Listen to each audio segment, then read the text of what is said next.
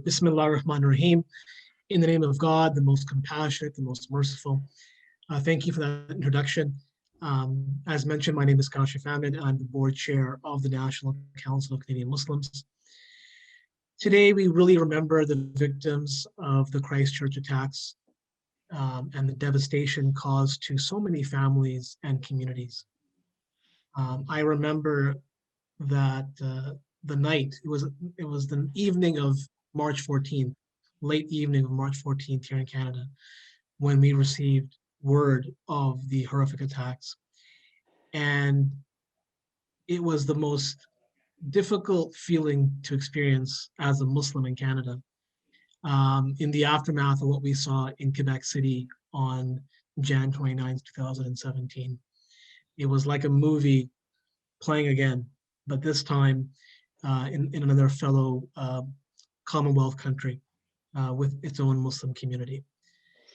And the attack, and of course the attack in Quebec City, have really shown us, and not just to the Muslim community, but to Canadians in general, I think, that there is real dangerous consequences to Islamophobia and racism.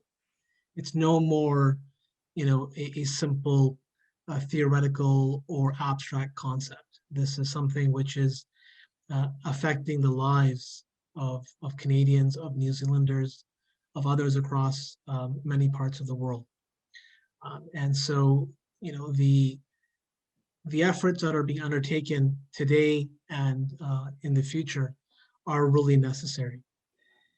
At the National Council of Canadian Muslims, for several years, we have been working to bring awareness both at the public level and the policymaking level in Canada about this real and present danger posed by white supremacists and far-right extremism. Just this past fall, the NCCM launched a national action plan against white supremacy.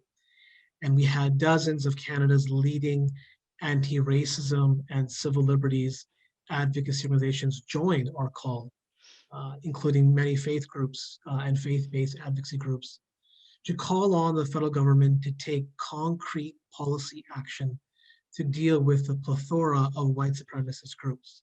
And we know from experts in Canada, including Dr. Barbara Perry, who is one of the foremost researchers on white supremacist groups in Canada, that these groups continue to organize, they continue to meet, they continue to plan.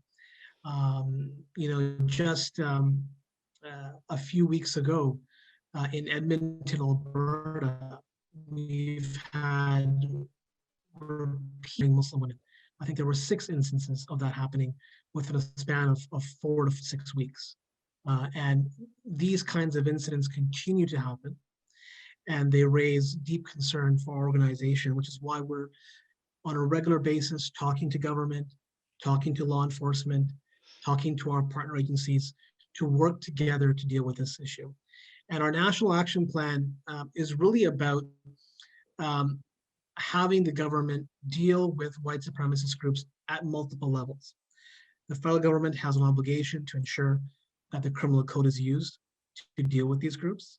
It has an obligation to ensure also that if there are gaps, which there are, in our security agencies in dealing with this threat, that those gaps are urgently addressed and properly resourced so that this major security threat to Canadians is dealt with appropriately. Even at the provincial level, and I'm well aware of the wonderful work that the BC government's been doing to bring attention on racism and hatred. And in Alberta, we've, just recently NCCM asked the government of Alberta and the opposition parties to join together and create a provincial municipal plan to deal with street harassment and street-based violence of visible minorities in the aftermath of these incidents targeting Muslim women. So there is a real multi-layered effort going on. And the NCCM is really proud to be working with some of the leading organizations, experts, and organizers on this issue, and to make sure that policymakers deal with white supremacy as a real threat, that we recognize the dangers posed by far-right extremism, and that the public also gets to better understand what this threat means for Canadians and for social cohesion in Canada. I think we can all agree that we all want to see a Canada that is safe, secure, and just for all communities, and that we can continue to all live and learn together in safety. So I'd like to thank once again this forum for bringing attention to these issues, and I look forward to the conversation today. Thank you.